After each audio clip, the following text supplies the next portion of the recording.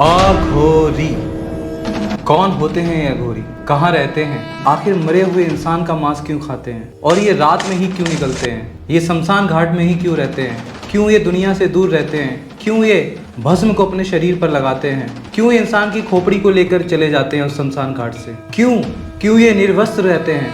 ऐसे बहुत सारे क्यों इस क्यों के सवालों का जवाब देने के लिए आज मैं ये वीडियो बना रहा हूँ। हमारे मन में हमेशा अघोरियों के लिए भय क्यों रहता है, डर क्यों रहता है? आखिर ये ऐसे क्यों रहते हैं? ये समाज से कटे क्यों रहते हैं? शमशान में जलती हुई चिताओं के सामने बैठकर साधना करना हो या उनकी चिताओं से की राख से होली खेलना, अघोरी इसी तरह से अपने रहस्यमय और विचित्र तौर तरीकों के लिए जाने जाते हैं। तो चलिए चलते हैं शिव को एकमात्र सत्य मानने वाले अघोरियों की अनसुनी अनछुई दुनिया में और पता लगाते हैं ये कि सच में भक्ति है या कोई भ्रम। नमस्कार दोस्तों, मेरा नाम समीर शाह। अजीब से भेष में घूमने वाले, अपने ही अंदाज में मंदमस्त, पूरे बदन को शमशान की राख में लपेटे, अपनी जटाएं बिखेरे बम बम बोले का राग अलापते, ये किस साधना में लीन रहते हैं? अघोरियों के बारे में जितना सुना उतना देखा नहीं था कभी। वे बाकी साधुओं और बाबाओं की आम लोगों के बीच आते ही नहीं, इसलिए मन में एक उत्सुकता थी अघोरियों के बारे में जानने की, उनके साधना के अजीबोगरीब तरीके को समझने की।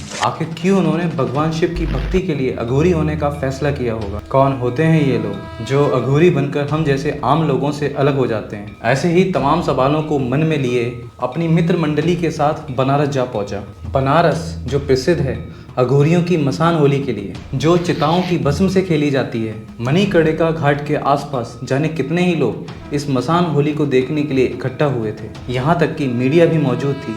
ढोल लंगाड़ों की आवाज़ कहीं दूर से आते हुए पूरे वातावरण में घुलती जा रही थी। तभी अचानक ऐसा लगा कि जैसे शिव जी की बारात चली आ रही हो। पहली बार इतने सारे अघोरियों को एक साथ देख रहा था मैं। सब भांग पिए झूमते और शमशान की राख को उड़ाते चले आ रहे थे। ऐसा अद्भुत नज़ारे को देखकर मुझसे रहा नहीं गया और मैंने अपने दोस्त अमन से कहा, वैसे कभी एक साथ इतने सारे अघोरी हम आम लोगों के सामने नहीं आते तब, पर जब मसान होली खेलते हुए जब पूरी दुनिया इनको देखती होगी तो इनको अजीब नहीं लगता होगा? देखो कितनी मीडिया इकट्ठी है यहाँ, दुनिया के हर कोने से लोग भी आए हुए हैं। अरे अजीब क्यों लगेगा? वो तो ऐसे मगन होके होली खेल रहे हैं जैसे उनके सिवा यहाँ कोई है ही नहीं।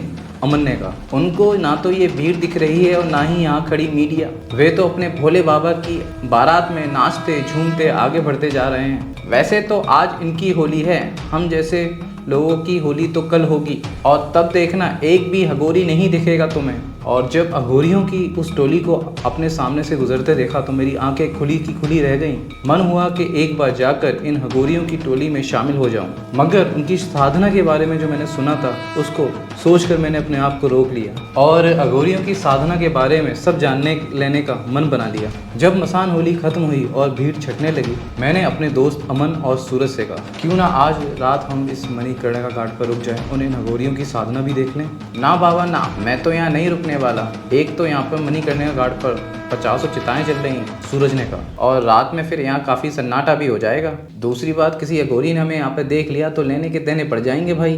अरे ऐसा क्या कर देंगे अघोरी?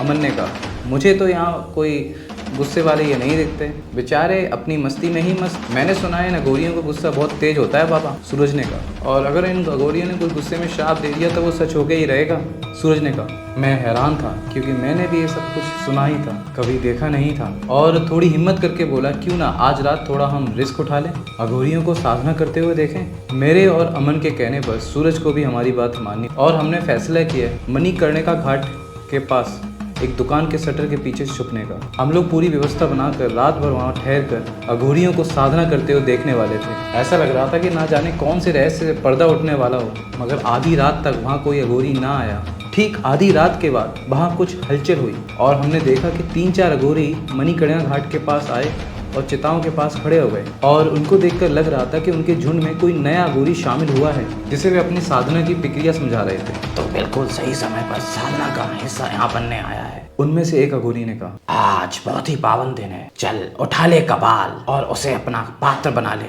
देख हम सबके पास अपना अपना पात्र है, जो अघोर क्रियाओं के लिए आवश्यकता है ही, हम अघोरियों के लिए भी भोजन पाने के लिए पात्र का कार्य करता है। उस सीनियर अघोरी की बात सुनकर नए अघोरी ने जलती हुई चिता में से एक खोपड़ी उठा ली और फिर शुरू हुई उनकी अघोर क्रिया। मैं आंखें फाड़े सब कुछ देख रहा था और उन अघोरियों में से एक अघोरी ने चिता में से लकड़ी नुमा एक चीज उठाकर दी। गौर से देखने पर पता चला कि वो एक किसी मरे हुए आदमी के हाथ की हड्डी थी। उससे उन्होंने शमशान के बीचों बीच एक घेरा बनाया और नए अघोरी को उसमें बैठने के लिए कहा। नया अघोरी बिना कोई सी सवाल किए चुपचाप उसमें बैठ गया। फिर से एक सीनियर अघोरी ने हड्डी से बना एक शहनाई नुमा एक यंत्र निकाला और उसे मुंह से फूंक मारकर बजाने लगा। शायद यही वह तुतई थी जो अघोरी अपनी साधना के पहले बजाते हैं। फिर बाकी अघोरियों ने चिता की भस्म को लेकर उस अघोरी को तिलक किया। फिर धीरे धीरे उस अघोरी को चिता की भस्म से नहला दिया। वो तीनों अघोरी लगातार किसी मंत्र का उच्चारण भी करते जा रहे थे। फिर चौथा अघोरी एक चिता के पास को ढूंढ रहा था। फिर वहां से एक मांस का टुकड़ा लेकर उस अघोरी के पास जा पहुंचा। लो, इसे ग्रहण करो, वो बोला, और इस सांसारिक भलाई बुराई घृणा जैसी चीजों से निर्लिप्त हो जाओ। यही साधना का श्रेष्ठ मार्ग है। इससे आगे का दृश्य देखना मेरे लिए मुमकिन ही ना था, मगर हाँ, इस बात पर यकीन हो गया था अघोरियों की साधना और उनका तरीका इतना अलग है कि हम जैसे आम लोगों के लिए उसे समझना आसान नहीं।